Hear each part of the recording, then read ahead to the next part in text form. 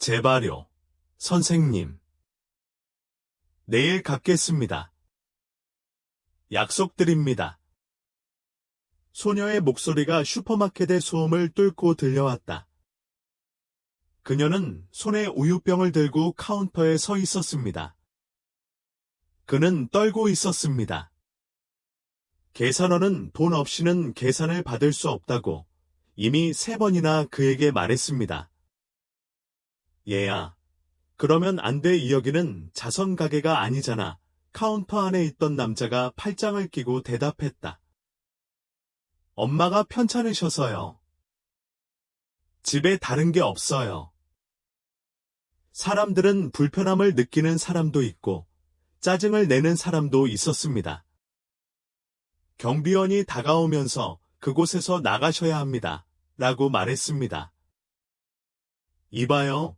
단호한 남자의 목소리가 말을 가로채며 말했다. 내가 꺼줄게요. 주변은 조용해졌다. 민주는 지갑을 꺼내 카운터에 100원짜리 지폐를 놓아두었다. 그는 계산원에게 눈길조차 주지 않고 그저 불신의 눈빛으로 자신을 바라보는 그 소녀에게만 시선을 고정했다. 고맙습니다. 그녀는 병을 꼭 껴안으며 중얼거렸다. 이름이 뭐예요? 지유. 어디 가세요? 집에서. 그 소녀는 돌아서서 도망갔다. 혜영은 잠시 망설이다가 출구를 향해 걸어갔다. 그는 밖에서 그녀가 재빨리 모퉁이를 도는 것을 보았다. 그는 왜 그런지는 몰랐지만 그녀를 따라갔다. 그에게 무언가가 영향을 미치는 일은 흔하지 않았습니다. 하지만 그 소녀의 얼굴과 목소리에는 뭔가가 있었어요. 지호는 길거리에서 놀고 있는 사람처럼 걷는 게 아니라 길을 알고 서두르는 사람처럼 걷는다. 그들은 2개의 도로와 보행자 다리를 건너 민준이 한 번도 발을 디딘 적이 없는 동네로 들어갔다. 움푹 패인 거리, 마른 개, 칠하지 않은 벽돌집. 그녀는 녹슨 문 앞에 멈춰 서서 2번 두드리고 밀었습니다. 문이 잠겨있지 않았습니다. 그는 좁은 복도로 들어갔다가 문처럼 걸린 커튼 뒤로 사라졌다. 소녀가 천천히 다가왔다. 그는 안에서 큰 기침 소리를 들었다. 마른 기침, 반복적인 기침. 그는 커튼과 벽 사이의 틈으로 들여다보았다. 그가 본 것은 그의 몸을 마비시켰다. 한 여성이 여러 개의 담요에 쌓여 바닥의 매트리스에 누워 땀을 흘리고 있습니다. 우유병은 이제 플라스틱 테이블 위에 놓여 있었습니다. 유는 그의 옆에 무릎을 꿇었다. 엄마, 우유 가져왔어요. 남자가 사줬어요. 그 여자는 간신히 눈을 떴다. 신사요. 네, 저를 따라온 것 같아요. 하지만 저에게 아무 짓도 하지 않았어요. 그냥 돈만 줬을 뿐이에요. 그 여자는 일어나려고 했지만 기침이 나왔다. 문을 제대로 닫았어. 소녀는 고개를 끄덕였다. 나는 무엇을 해야 할지 몰랐다. 그는 한 걸음 뒤로 물러섰고 그의 심장은 쿵쾅거렸다. 그는 휴대전화를 꺼냈다. 그는 누군가에게 전화를 걸고 싶었습니다. 누구? 그는 다시 바라보았다. 그 여자의 얼굴은 수척해 보였다. 하지만 그 코, 그 입술은 ESA 에러 서연, 수 EX. 서연. 7년 전 아무런 설명도 없이 그를 떠난 여자. 그는 커튼을 걷었다. 유는 겁먹은 채로 일어났다. 서연이 그를 바라보았다.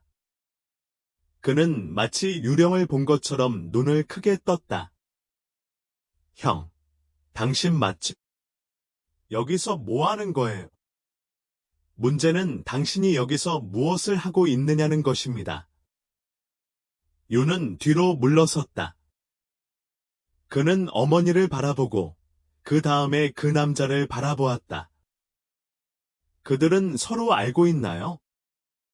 오이는 일어나려고 했지만 일어날 수 없었습니다.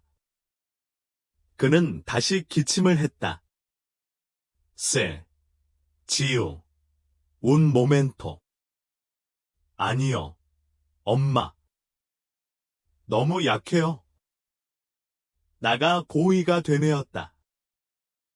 유씨는 나가서 커튼을 닫았다. 무슨 일이야? 민준이 의도한 것보다 더 강하게 물었다. 그냥 아파요. 그 밖에 아무것도. 당신은 제 사무실에서 6블록 떨어진 곳에 살았는데 아무 말도 안 했어요. 당신이 멕시코에 돌아갔다는 걸 몰랐어요.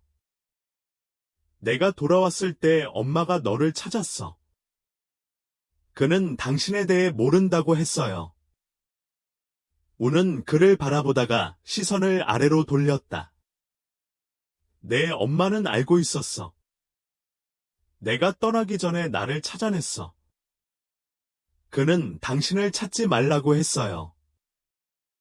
저것. 그는 당신이 이미 당신의 삶을 계획했다고 했고, 당신이 나와 함께 있고 싶어 하지 않을 것이며, 나는 당신을 위해 모든 것을 복잡하게 만들 뿐이라고 했습니다. 말도 안 돼요. 저는 무서웠고, 혼자였고, 이미 임신 중이었습니다. 노아는 대답하지 않았다. 지우, 디조 서연. 그녀는 당신의 딸이에요. 내 딸, 민주는 움직이지 않고 되물었다. 네, 서연이 거의 들리지 않을 정도로 작은 목소리로 말했다. 그건 당신 거예요. 그는 방금 들은 내용을 이해하지 못하는 듯 방 한가운데에 서 있었습니다. 그러고 나서 그녀는 마치 지우가 나타나서 엄마가 방금 한 말을 확인해 줄 거라 기대하는 듯 닫힌 커튼 쪽을 바라보았다. 그런데 왜 말해주지 않았어? 그는 분노를 억누르며 물었다. 왜 나를 찾지 않았어? 정말로 그러고 싶었지만 어머니께서 분명히 말씀하셨어요. 그는 당신이 이미 모든 것을 준비했고 어떠한 문제도 원하지 않으며 내가 떠나 있는 것이 최선이라고 말했습니다. 민준아, 나 임신했었어. 무서웠어. 그리고 그게 사라질 이유처럼 보였어요. 나도 버림받은 기분이었습니다. 당신은 내 메시지에 답하지 않았어요. 당신은 작별 인사도 없이 떠났습니다. 당신이 나를 뒤에 남겨두고 떠난 줄 알았어요. 미야코는 얼굴을 손으로 쓸어내렸다. 그는 그녀에게 더 화가 났는지 아니면 자신에게 더 화가 났는지 알 수 없었다. 그리고 지금 당신은 이곳에 6살짜리 여자아이와 단둘이 있고 아프다는 것. 폐렴이에요. 서연이 한숨을 쉬며 말했다. 저는 일주일 전에 진단을 받았지만 아직 완전한 치료를 받지 못했습니다. 돈이 없어요. 저는 보험이 없습니다. 저는 힘이 없습니다. 민주는 그녀에게 다가와 매트리스 옆에 쪼그리고 앉아 그녀를 자세히 바라보았다. 우는 창백했고 땀을 흘리며 차갑게 숨쉬고 있었습니다. 그리고 지우는 뭔가 알고 있는 거야. 아니요. 그냥 제가 피곤하다는 걸 알 뿐이에요. 나는 그녀를 걱정시키고 싶지 않아. 그녀는 자신이 할 수 있는 일을 합니다. 그녀는 나에게 수프를 만들어주고 빵을 찾아준다. 오늘 그녀는 우유를 사러 나갔는데 당신은 그녀를 꼭 봐야 했어요. 이렇게 계속할 수는 없어요. 그럼 다른 선택지는 뭐가 있나요? 제가 처리할게요. 무슨 소리 하는 거야? 너 자신에 대해서? 더 지우. 이 모든 것에 대하여 어떻게 해야 할지 모르겠지만 그냥 가만히 서서 지켜보지는 않을 거예요. 서영 그녀는 피곤함이 가득한 붉은 눈으로 그를 바라보았다. 그럼 왜 지금이요? 왜냐하면 저는 어린 소녀가 계산대 앞에 서서 우유 한 병을 구걸하는 것을 보았기 때문입니다.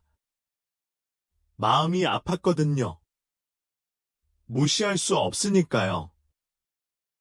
방 안에는 짙은 침묵이 감돌았다. 우는 숨을 쉬는데 어려움을 겪었다. 미야코가 일어섰다. 오늘 병원에 데려가겠습니다. 클리프를 혼자 둘 수 없어. 그녀가 올 수도 있고, 아니면 나와 함께 있을 수도 있어요. 모르겠습니다. 하지만 당신은 더 이상 여기에 머물 수 없습니다. 상황이 더 나빠질 거야. 병원에 입원하게 되면 어떡해요? 그럼 저는 지우와 함께 있을게요.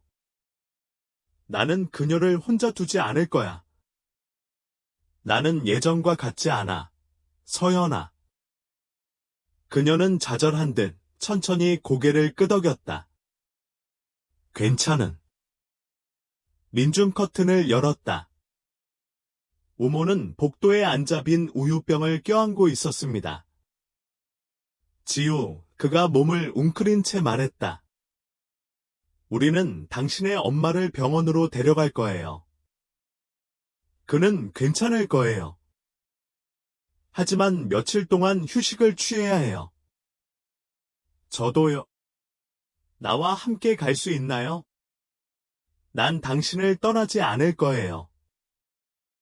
지우고는 대답하지 않고 그저 그를 바라보았다.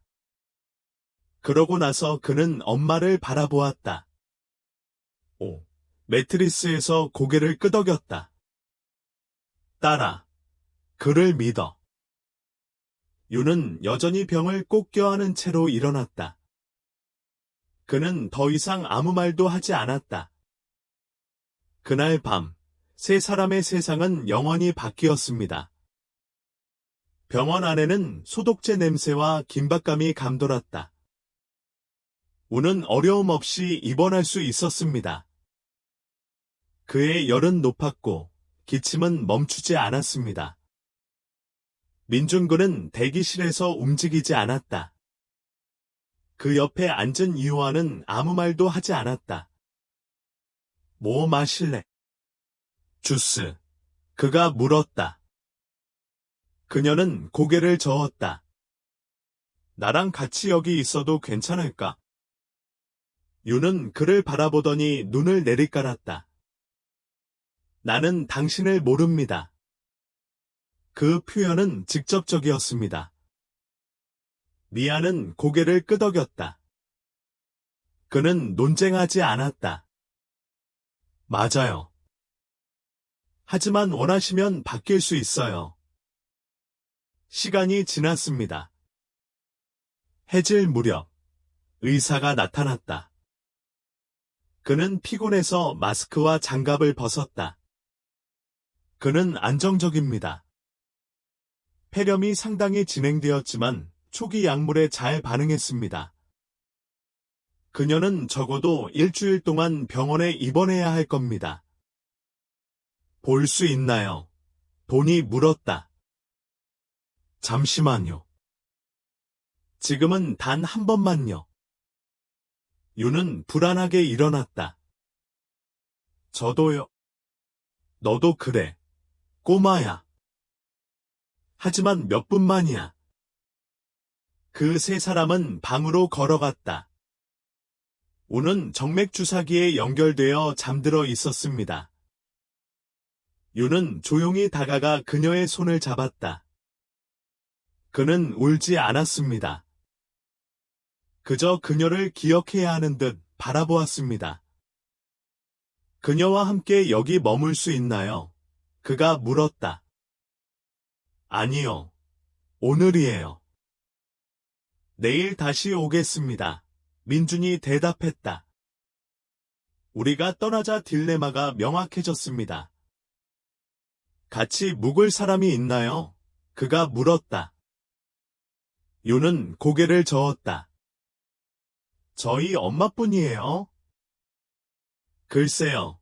며칠만이라도 나랑 같이 있어줘요. 그녀가 괜찮아질 때까지요.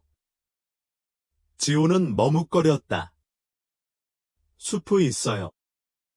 미아는 며칠 만에 처음으로 미소를 지었다. 내가 하나 만들어 볼 수 있을 것 같아. 민준의 아파트는 넓고 조용하고 깨끗했습니다. 윤은 안으로 들어와 입구에 섰다. 그는 아무것도 묻지 않았고 아무것도 만지지 않았습니다. 짐을 거기에 두고 가실 수 있나요? 그는 알라 기자를 가리키며 말했습니다. 아무것도 가져오지 않았어요. 그는 어색함을 느꼈다. 그는 주방을 향해 걸어갔다. 당신의 엄마가 국수 국물을 좋아했는지 아세요? 저는 물, 소금, 당근 한 조각만 넣었어요. 민준 냉장고를 열었다. 그는 평생 수프를 만들어 본 적이 없었다. 그는 결국 휴대전화에서 기본적인 요리법을 검색했습니다. 물이 끓자 그는 다시 지호를 바라보았다. 그는 빈 우유병을 꼭 껴안은 채 서 있었습니다. 앉으시겠어요? 원하시면 TV를 보실 수 있어요. 그녀는 어깨를 으쓱했다. 그날 밤 그들은 소금 없는 수프를 먹었습니다. 지우군은 그것이 마음에 들었는지 말하지 않았지만 그것을 다 읽었습니다. 침대는 준비됐어. 그가 물었다. 내일 엄마랑 같이 자도 돼? 의사가 허락하면 물론이죠. 그렇지 않다면 그녀가 돌아올 때까지 여기 머물면 돼요. 지호는 고개를 끄덕였다. 그는 병원에 가는 길에 사온 칫솔로 이를 닦았습니다. 그는 안녕이라는 인사도 없이 손님 방에서 잠자리에 들었다. 민준근은 아파트에 불을 끄고 소파에 앉아 머리를 두 손으로 감싸 안았다. 그의 딸은 옆방에 있었는데 그는 그녀의 아버지가 되는 법을 전혀 몰랐습니다. 다음 날 아침, 나는 해가 뜨기 전에 일어났다. 그는 잠을 많이 자지 못했습니다. 그는 서연에 대해, 지우에 대해, 그리고 그가 알지 못했던 모든 것에 대해 생각하며 밤을 보냈다.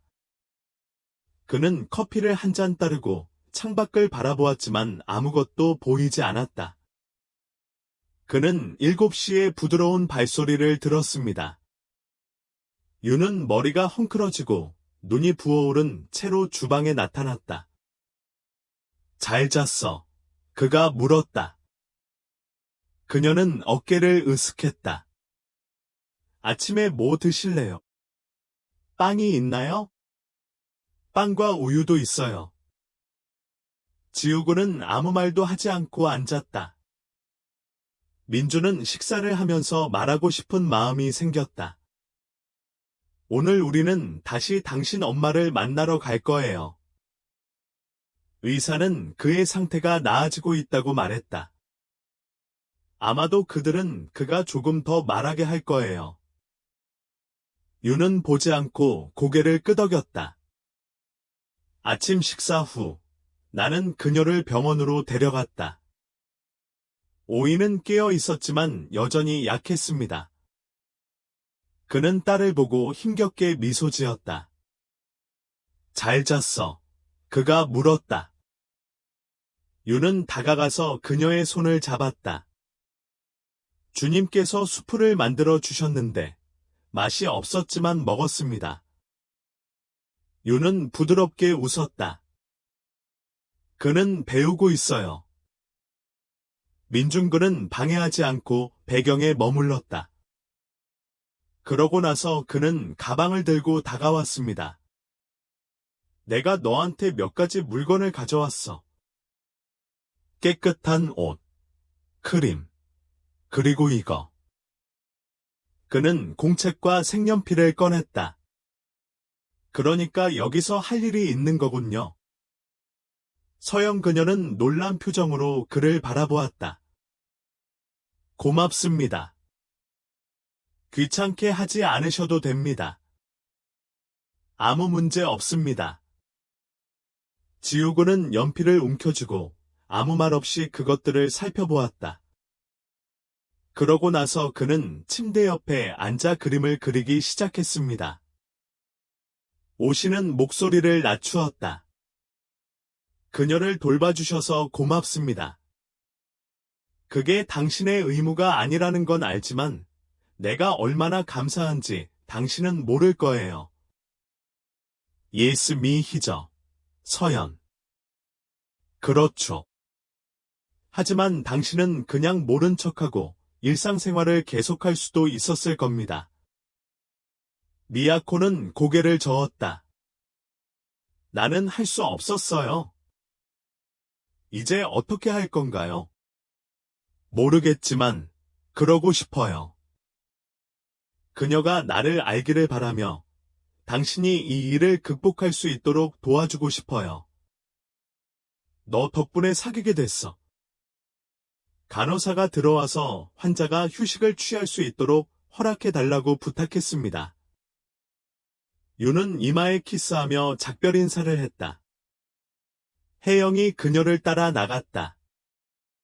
그는 차에 타면서 오늘 어디론가 가고 싶니? 라고 물었다. 어디로요? 가게에 가요. 옷, 신발, 뭐든지 필요한 걸 사러요. 유는 그를 의심스러운 눈빛으로 바라보았다. 엄마는 누구에게도 아무것도 요구하거나 받아서는 안 된다고 말씀하셨어요. 하지만 이건 선물이 아니라 당신을 감동시키는 무언가예요. 너는 내 딸이야. 너에게 필요한 것을 다 주길 바라. 그녀는 몇 초 동안 생각했다. 선택할 수 있나요? 물론. 몇 시간 후 그들은 가방 2개, 티셔츠 몇 장, 새 신발 몇 켤레, 배낭 하나를 가지고 돌아왔습니다. 유는 고맙다는 말은 하지 않았지만 엘리베이터 안에서 그가 보지 않는다고 생각하자 미소를 지었다. 그날 밤, 그들이 물건을 정리하던 중 민준이 그에게 물었습니다. 엄마한테 뭔가 그림 그려줬어. 응. 볼 수 있나요? 그녀는 공책을 꺼냈다. 한 장의 종이에는 3개의 그림이 그려져 있었습니다. 침대에 누워있는 여자, 머리를 따은 소녀, 그리고 손에 병을 든 남자였습니다. 그게 나야. 지호는 고개를 끄덕였다. 병은 우유예요. 제가 상상한 거예요. 아직 아빠라고 부르고 싶은지 모르겠어요. 민준 심호흡을 했다. 괜찮아요. 뭐라고 부르든 상관없어요. 저는 그저 당신 곁에 있고 싶을 뿐이에요. 유는 그를 바라보더니 노트를 치웠다. 괜찮아요. 미안해요. 다음 날, 지우가 학교에 간 사이 민주는 혼자 병원으로 돌아갔다. 나는 서연이가 있는 것에 대한 압박감 없이 그녀와 이야기를 나누고 싶었다. 그는 단호한 걸음걸이로 방으로 들어갔지만 그녀가 창백하고 야윈 채로 누워있는 것을 보자 그의 목소리가 부드러워졌습니다. 오늘 기분이 어때요? 좋아졌어요. 열은 예전만큼 심하지 않지만 기침은 안 잦아들어요. 의사들은 당신의 반응이 좋다고 말했어요. 오우는 고개를 끄덕였지만 그녀의 얼굴에는 지친 기색이 역력했다. 당신이 해준 모든 것에 감사드립니다. 당신을 위해서요. 나를 위해서요. 나에게 고맙다고 말하지 마.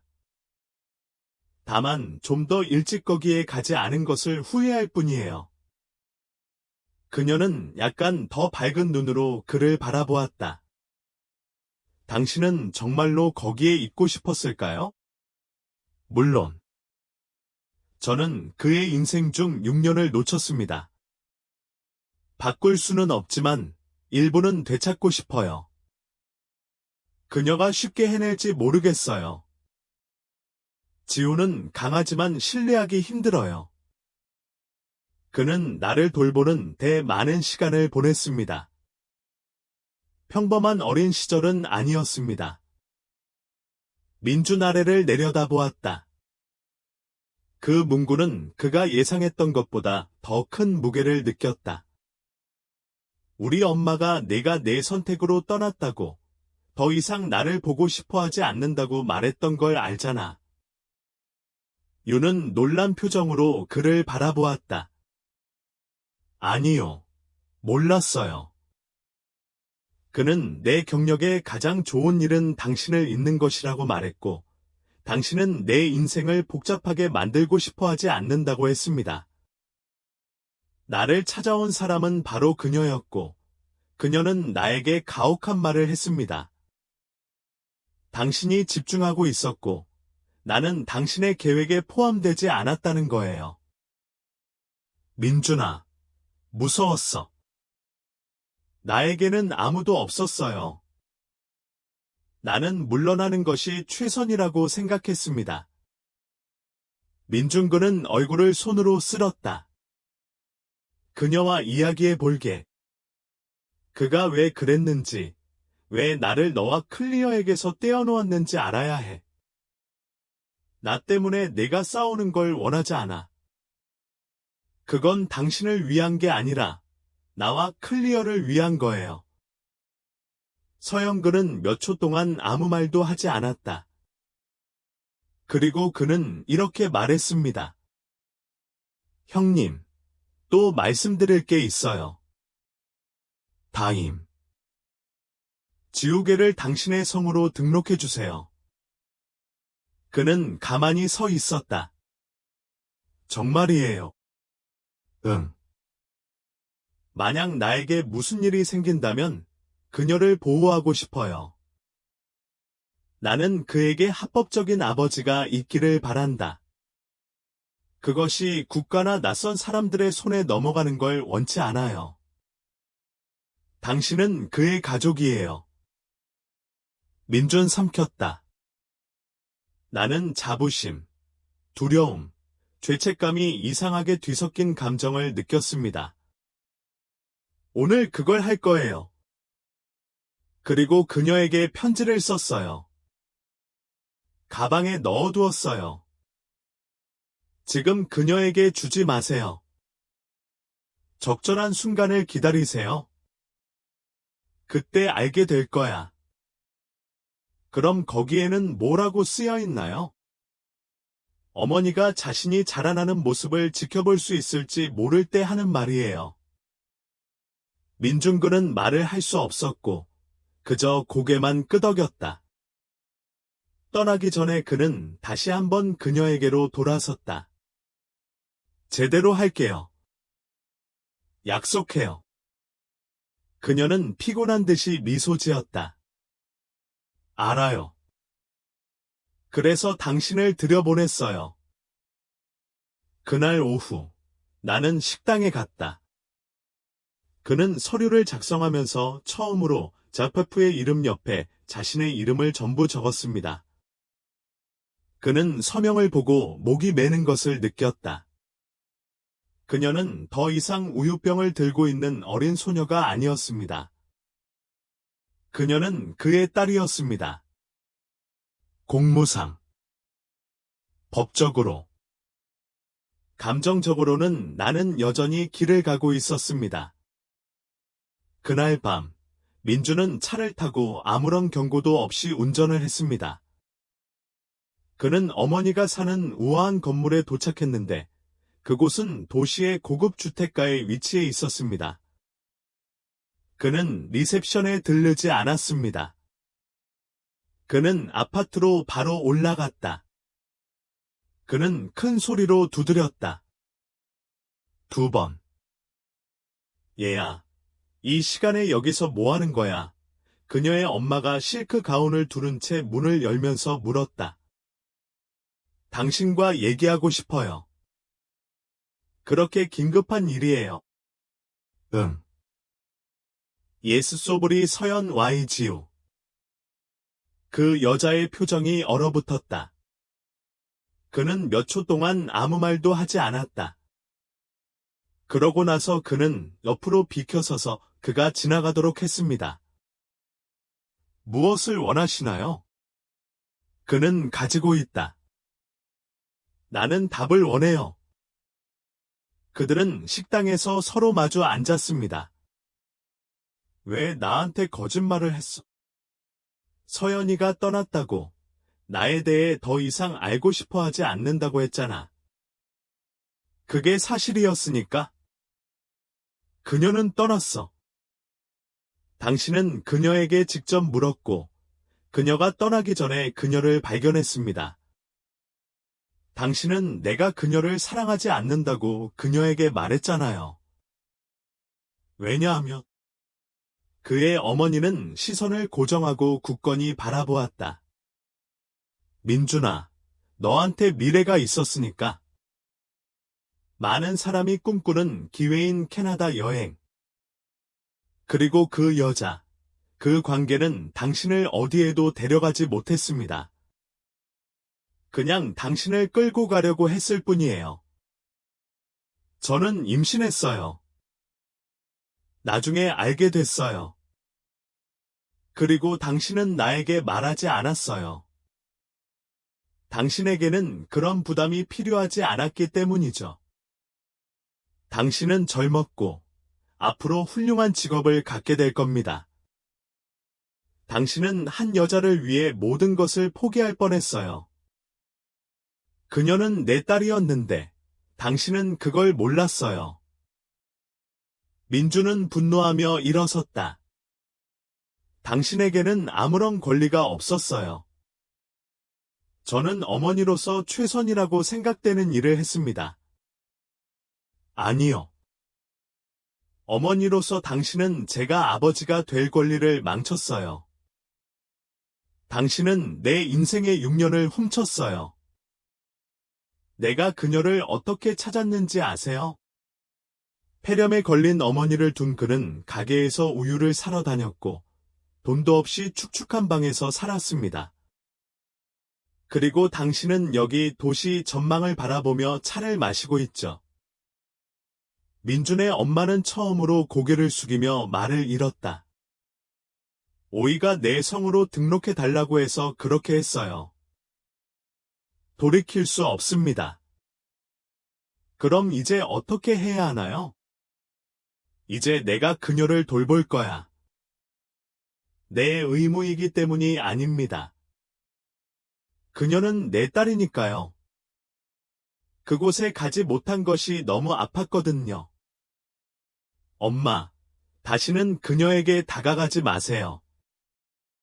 당신에게는 그럴 권리가 없습니다. 그녀는 대답하지 않았다. 미야코는 문을 향해 걸어갔다. 그는 떠나기 전에 멈췄다. 당신의 손녀딸 이름은 지우예요. 그는 강하고 똑똑하지만 누구도 믿지 않아요. 이제 그가 왜 답변을 기다리지 않고 떠났는지 알겠습니다. 엘리베이터 안에서 이호는 심호흡을 했다.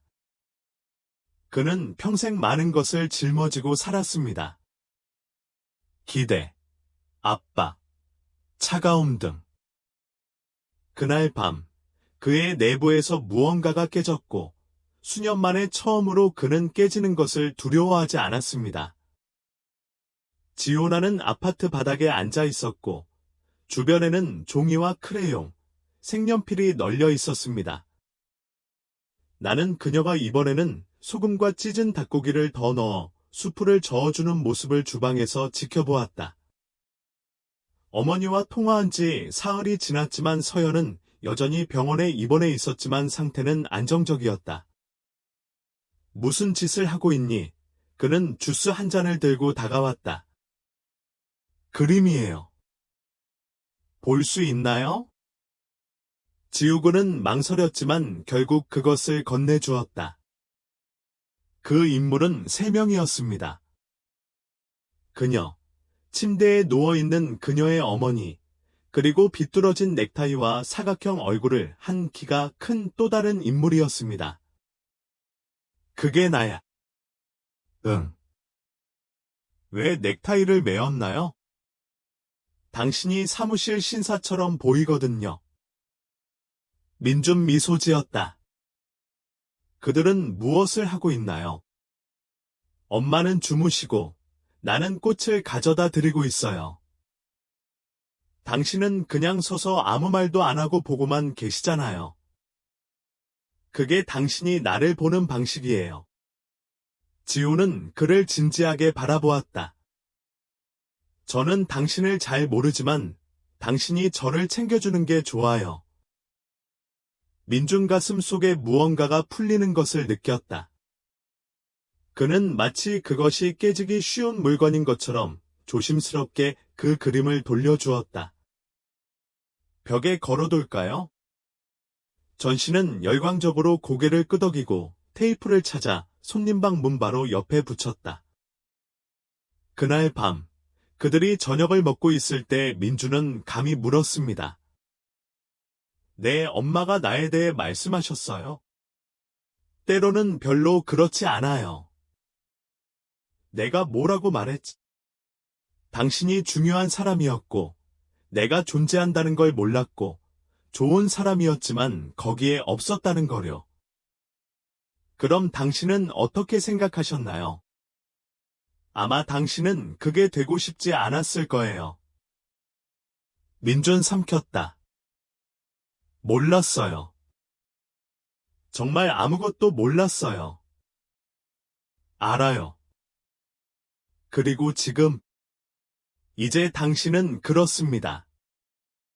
그것은 감정적인 진술이 아니었습니다. 그것은 사실이자 간단한 관찰이었고, 그것이 민준에게 다른 어떤 것보다 더 큰 평화를 주었습니다. 나중에 지우가 잠들어 있는 사이 민준은 방으로 돌아와 벽에 걸린 그림을 보았다. 그는 몇 분간 거기 서 있었습니다. 그러고 나서 그는 서재로 들어가 공책을 꺼내서 오랜만에 뭔가를 적었습니다. 여기 있는 것만으로는 충분하지 않지만 시작은 됩니다. 다음 날 그들은 다시 서연을 만나러 갔다. 이호는 여전히 자신이 느낀 것을 어떻게 설명해야 할지 몰랐지만 그의 내면에 무언가가 변하고 있었습니다. 그리고 지우는 자신도 모르게 이미 자신의 벽에 그 변화를 그리기 시작했다. 병원은 평소보다 조용했다. 민주는 지우의 손을 잡고 서연의 방으로 향하는 복도를 걸어갔다. 그들이 안으로 들어가자 그녀는 어깨에 담요를 두르고 창밖을 바라보며 앉아있는 것을 보았습니다. 그녀는 깨어있는 듯 보였지만 여전히 연약해 보였다. 누가 너를 찾아왔는지 봐, 민준이 부드러운 목소리로 말했다. 네 아가씨, 서연이 팔을 벌리며 대답했다. 유는 그녀에게 달려갔고 두 사람은 꼭 껴안았다. 우모는 눈을 감고 마치 자신을 살려주는 것처럼 딸의 향기를 들이마셨습니다. 오늘은 더 좋아 보여요. 엄마. 기분은 좀 나아졌지만 마치 마라톤을 뛴 것처럼 걸음을 옮길 때마다 지치네요. 그는 농담을 했습니다. 민주는 말을 가로채지 않고 침대 옆에 서 있었다. 지우고는 배낭에서 또 다른 그림을 꺼냈다. 내가 너한테 이런 짓을 했어. 그것은 새로운 그림이었습니다. 이번에는 서영과 지우 두 사람만 서로를 껴안고 있었습니다. 배경은 단순한 집이었고 문에는 식물이 있었습니다. 내가 나아졌을 때 너와 함께 있고 싶은 집이야. 클리어가 말했다.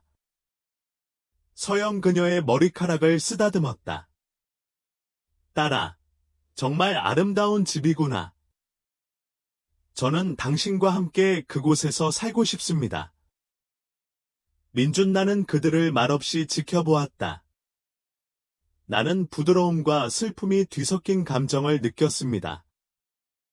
그 집, 그 그림은 희망이었지만 동시에 깨지기 쉬운 환상이기도 했습니다.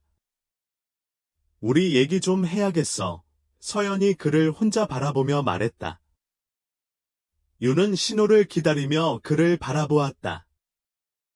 미아는 고개를 끄덕였다.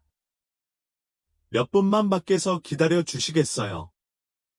지우고는 차분한 걸음걸이로 걸어 나갔다. 문이 닫히자 서연이 퉁명스럽게 말했다. 민준아, 나는 빨리 나아지지 않을 거야. 너도 알잖아. 좋아지고 있어요. 그렇죠. 하지만 이 폐렴은 제게 큰 타격이었습니다. 내 몸에는 방어수단이 없습니다. 나는 약해요. 당신이 나를 불쌍히 여기길 바라지 않아요. 그냥 준비만 하면 돼요. 민준근은 긴장한 채로 팔짱을 꼈다. 저는 무슨 일이 일어나든 대비할 준비가 되어 있어요. 내가 신경 쓰는 건 내가 괜찮고, 너도 괜찮다는 거야. 너도 가능한 한 올해. 그래서 제가 꼭 물어봐야 할 게 있어요. 무엇이든. 서영근은 서랍에서 접힌 종이 한 장을 꺼냈다. 그것은 위임장이었습니다. 그는 그녀를 즉시 알아보았다. 만약 나한테 무슨 일이 생기면 지우는 내가 보호해야 해. 다른 사람은 안 돼. 국가도 아니고, 내 가족도 아니고, 그 누구도 아니야. 오직 너뿐이야. 정말이에요. 지우에 받아들여지지 않습니다. 그는 당신을 아빠라고 부르지 않지만 당신의 말을 잘 듣고 주의 깊게 바라보고 신뢰합니다. 모든 것을 완벽하게 할 필요는 없어요. 그저 그 자리에 있기만 하면 돼요. 진짜가 되려면. 민준근은 신문을 들고 조용히 읽었습니다. 서명하고 합법함. 그녀에게 뭔가 말했어요. 아니요. 그녀가 두려움 속에서 살기를 바라지 않아요. 내가 없어져도 그녀가 내가 그녀를 버렸다고 느끼지 않기를 바랄 뿐이야. 그리고 당신은 그녀를 혼자 두지 않겠다고 약속해요. 티로 프로메토, 서연. 그녀는 촉촉한 눈으로 미소 지었다. 감사합니다. 문을 두드리는 부드러운 소리가 그들의 말을 방해했다. 들어가도 돼요. 지우가 밖을 내다보며 물었다. 물론이죠. 자기야, 서연이 대답했다. 지우군은 손에 작은 가방을 들고 들어왔습니다. 저는 깜짝 선물을 가져왔어요. 민준아, 내가 준 동전으로 초콜릿을 샀어. 이건 우리 셋 모두를 위한 거예요. 서영근은 부드럽게 웃었다. 그래서 오늘은 초콜릿과 우리 자신을 위해 축하합니다. 그리고 그들 중 누구도 그것을 큰 소리로 말하지 않았지만 세 사람 모두 그 순간이 어떤 말보다 더 가치 있다는 것을 알았습니다. 그것은 가족에 대한 조용한 약속이었습니다. 미래가 불확실하더라도, 시간이 충분하지 않더라도. 노라는 아침 6시에 전화벨 소리에 깨어났다. 그는 반쯤 잠든 채로 대답했지만 병원에서 들려오는 목소리를 듣자 갑자기 일어났다. 괜찮아요. 그가 물었다. 그는 이른 아침에 재발했습니다. 당신이 와야 해요. 그는 아무 말도 하지 않고 전화를 끊었다. 그는 클리어의 방으로 걸어갔다. 그녀는 베개를 꼭 껴안고 깊이 잠들어 있었습니다. 그는 그녀를 깨우려고 망설이다가 다시 조심스럽게 몸을 굽혔다. 아, 병원에 가야 해요? 엄마, 그는 눈을 뜨자마자 물었다. 그래요. 가자. 그들은 30분 후에 도착했습니다. 민주는 클리어의 손을 잡고 빠르게 2층으로 올라갔다.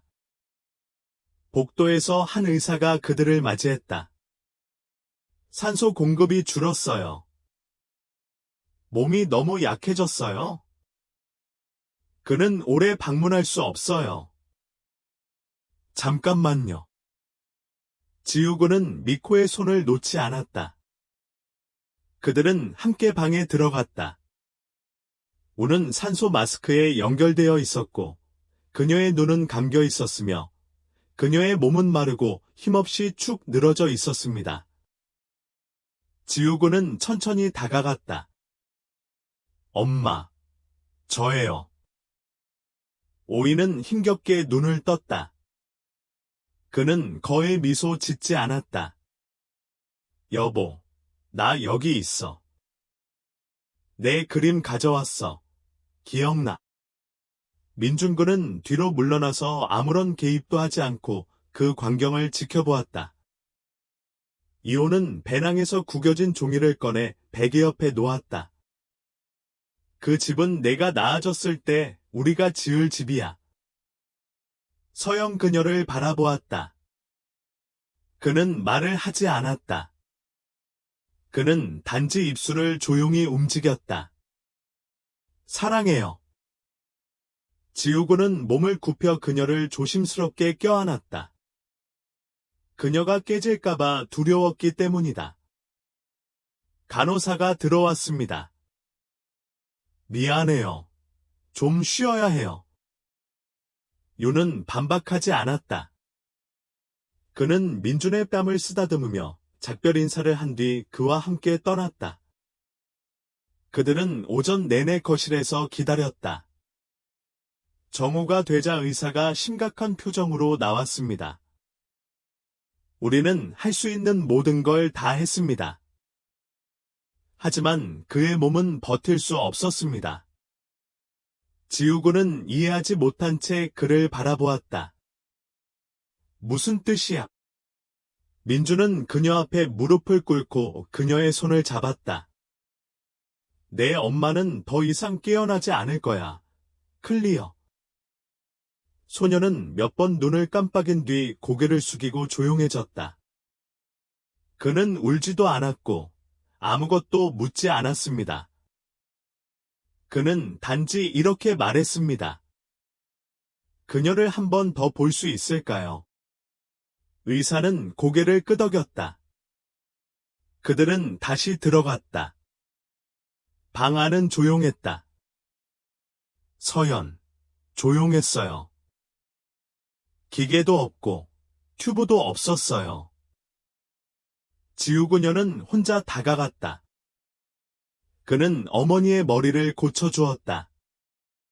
그리고 그는 그 그림을 자신의 가슴에 붙였다. 엄마, 사랑해요. 민준군은 문간에서 그녀를 지켜보았다. 그는 가슴이 찢어지는 것을 느꼈다. 그녀는 그에게 모든 것이 잘 될 거라고 말하고 싶었지만 거짓말을 할 용기가 없었습니다. 그날 밤, 집에서 지우는 자신의 방에 틀어박혀 있었습니다. 그는 저녁을 먹고 싶어 하지 않았고 말도 하지 않았습니다. 혜영은 불을 끄고 소파에 앉았다. 나는 서연을 잃었다. 그리고 이제 그에게는 딸이 생겼습니다. 슬픔에 잠긴, 상처받은, 조용한 딸. 음식과 거처보다 훨씬 더 많은 것이 필요한 딸. 나는 떠나지 않는 사람이 필요했습니다. 그 이후의 날들은 느리게 지나갔다.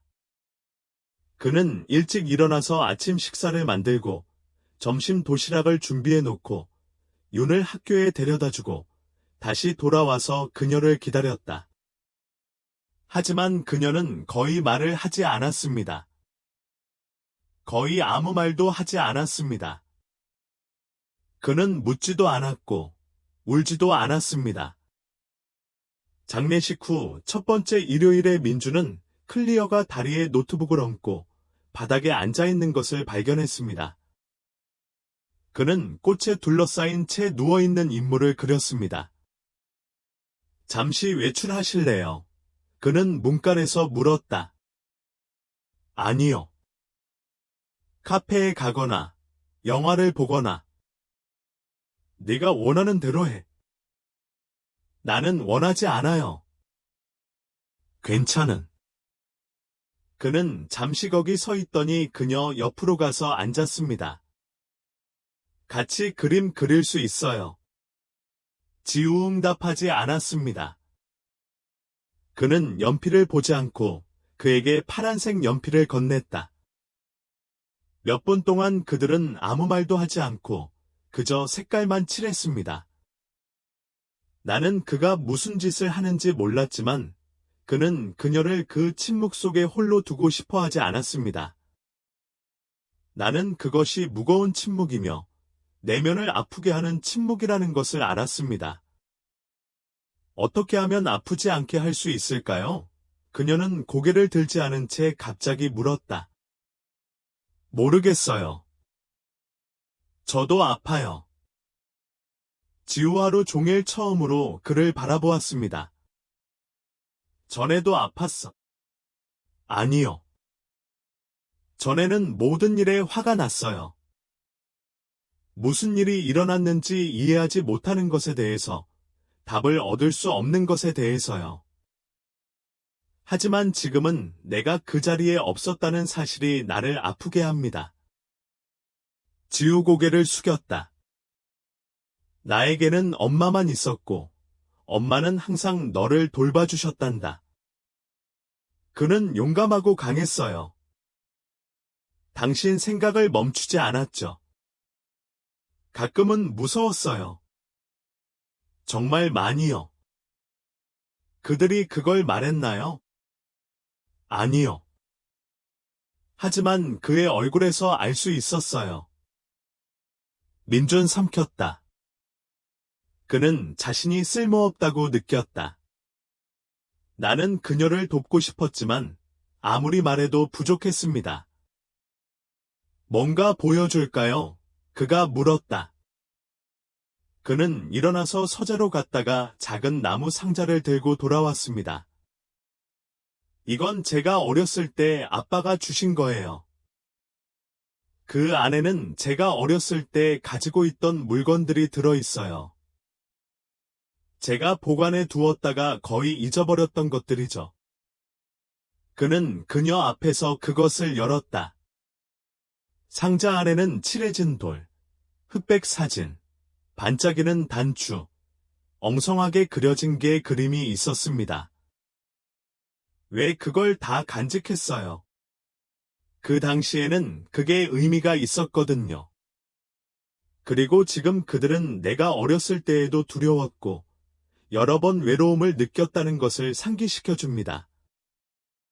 하지만 좋은 시절도 있었습니다.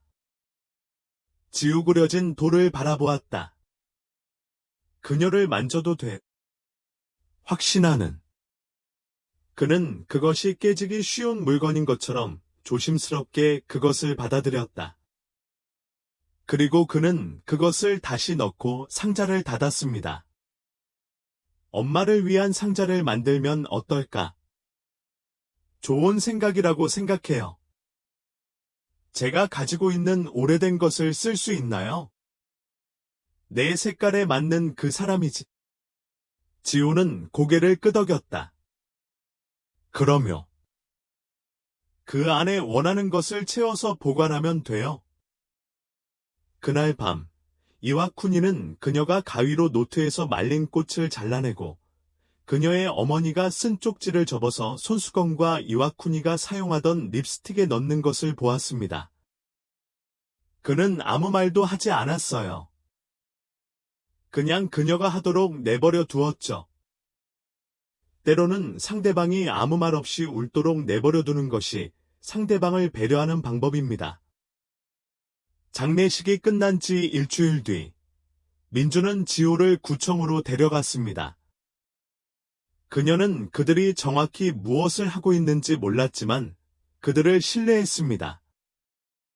그녀는 말을 많이 하지 않고 모든 것을 관찰하며 그와 함께 조용히 지내는데 익숙해졌습니다. 그들은 책상과 의자들이 줄지어 있는 큰 방에 들어갔다. 민주는 몇 가지 서류를 넘기고 다른 서류에는 서명을 한 후 마침내 그녀 옆에 앉았습니다. 오래 기다릴 거예요. 클리어가 부드럽게 물었다. 아니요.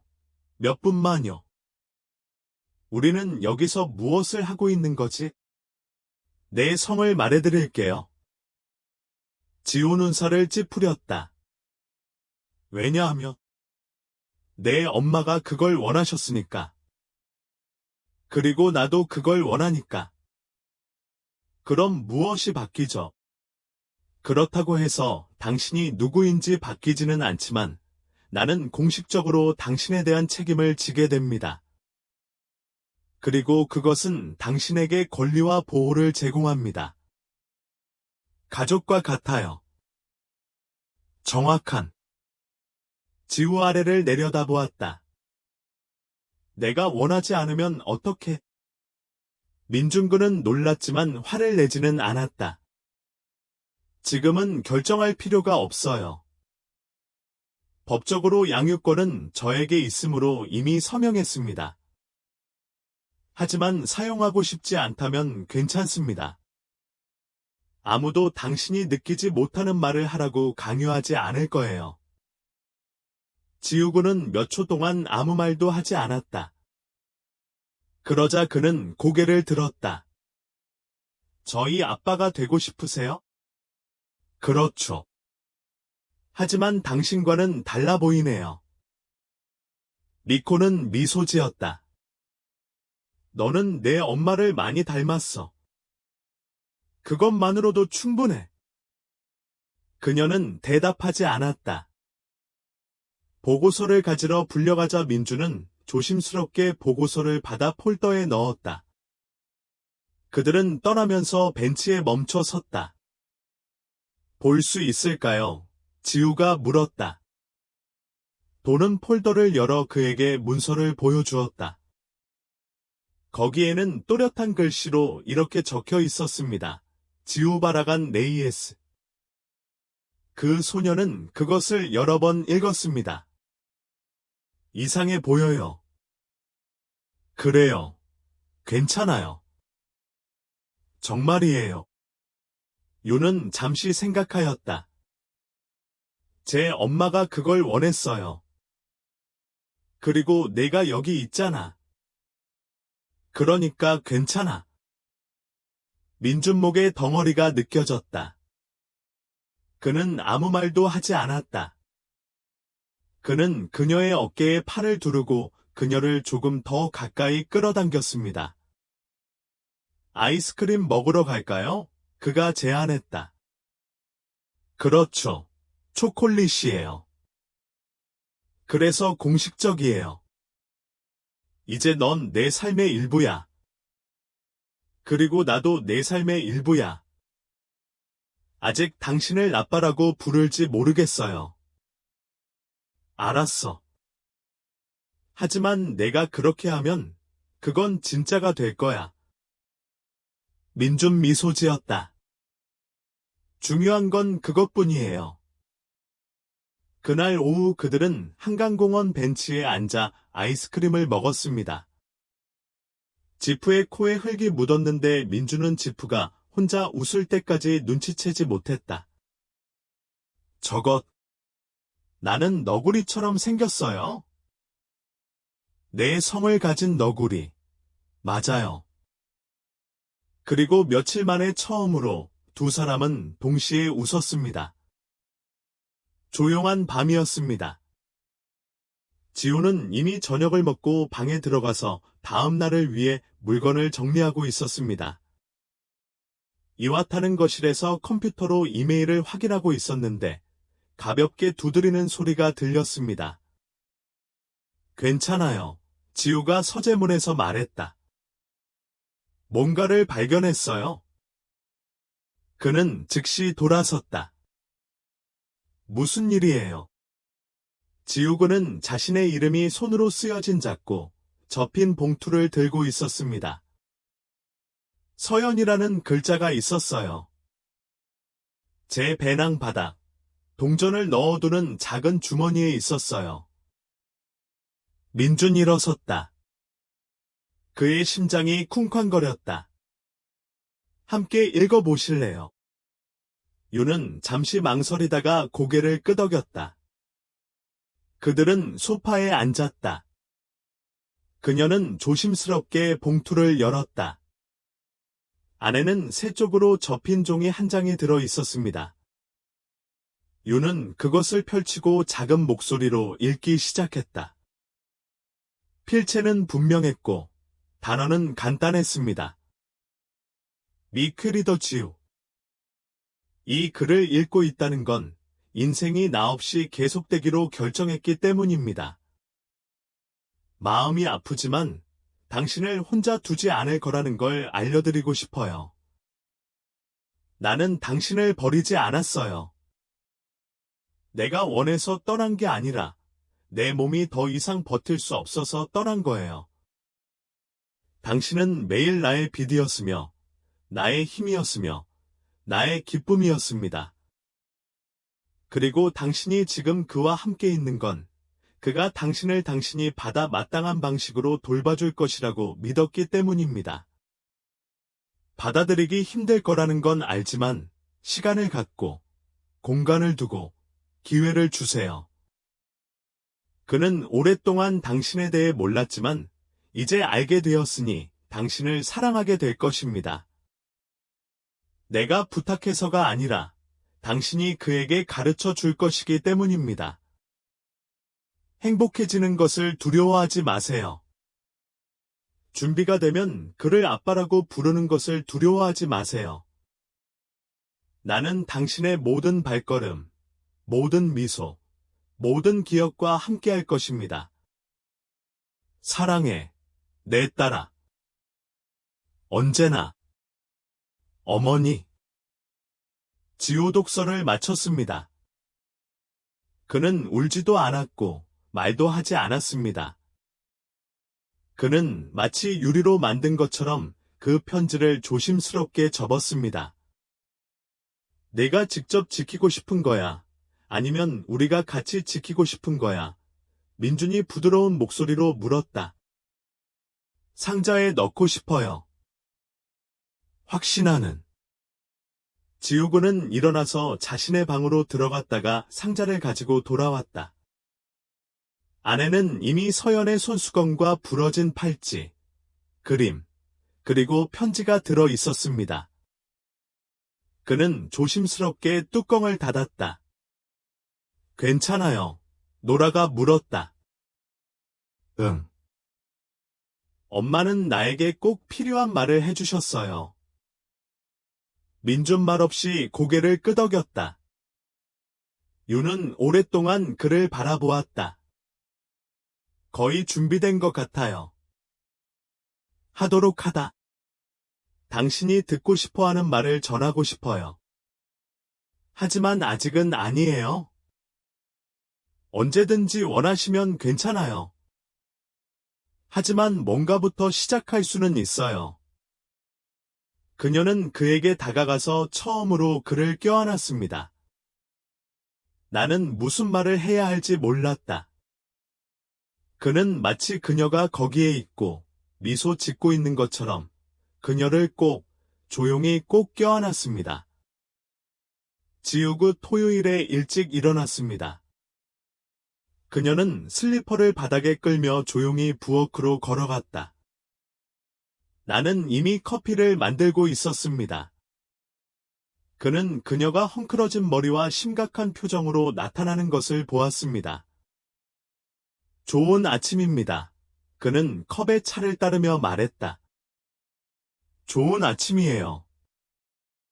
그녀는 아무 말도 하지 않고 그의 앞에 앉았다. 그녀는 그가 숟가락으로 설탕을 저어주는 것을 지켜보다가 토스터의 시선을 고정했다. 포데이모스 아이아어 엘 서울 추모공원 호잇. 민중근은 숟가락을 접시에 올려놓았다. 물론 나는 그녀에게 꽃을 남겨두고 그녀와 혼자 이야기를 나누고 싶어요. 그래야만 하니까요. 아침 식사 후 그들은 꽃집에 들러서 지우가 작은 하얀 데이지 꽃다발을 골랐습니다. 그는 도움을 요청하지 않았습니다. 그는 요청하지 않았습니다. 나는 내가 원하는 것이 무엇인지 정확히 알고 있었습니다. 네거란 엘서울 추모공원 베이조 운케일로 그리스. 공기는 차가웠지만 바람은 없었습니다. 그는 그녀를 단순한 묘비 앞으로 데려갔는데 묘비에는 서연이라는 이름이 또렷하게 새겨져 있었다. 지우군은 무릎을 꿇고 꽃을 조심스럽게 놓고 눈을 감았습니다. 혜영이는 몇 걸음 떨어진 곳으로 걸어갔다. 그는 그녀에게 공간을 주면서 말이 필요 없는 존경심으로 멀리서 그녀를 바라보았습니다. 그는 그녀가 입술을 매우 부드럽게 움직이는 것을 보았다. 그는 들으려고 하지 않았다. 나는 원하지 않았어요. 약 15분이 지났습니다. 그러자 그녀는 일어나 그에게 다가갔다. 이제 끝났어요. 괜찮아요. 응. 어디 가고 싶니? 집에서. 여행하는 동안 아무도 말이 없었습니다. 하지만 그것은 긴장된 침묵이 아니었습니다. 그녀 안에 무언가가 자리 잡은 듯 고요한 침묵이 흘렀습니다. 도착하자마자 지우는 곧장 자신의 방으로 갔다. 그는 몇 분 후 상자를 손에 들고 돌아왔다. 보여드릴 게 있어요. 그들은 소파에 앉았다. 그는 상자를 열고 보물을 하나하나 꺼냈습니다. 편지, 팔찌, 손수건, 첫 번째 그림, 한강공원에서 발견한 채색된 돌, 그리고 말린 꽃. 이게 다 제 엄마예요. 그녀를 잊지 않기 위해 보관해요. 넌 그녀를 결코 잊지 못할 거야, 지우.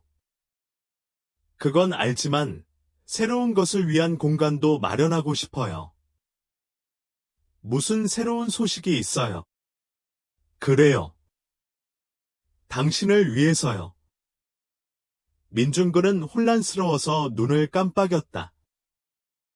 유는 접힌 종이 한 장을 꺼내 그에게 건넸다. 그것은 새로운 그림이었습니다. 그녀, 그리고 서연. 세 사람이 손을 잡고 서 있다. 그녀는 중앙에 있어요. 이게 그 셋이 함께 그린 마지막 그림이에요.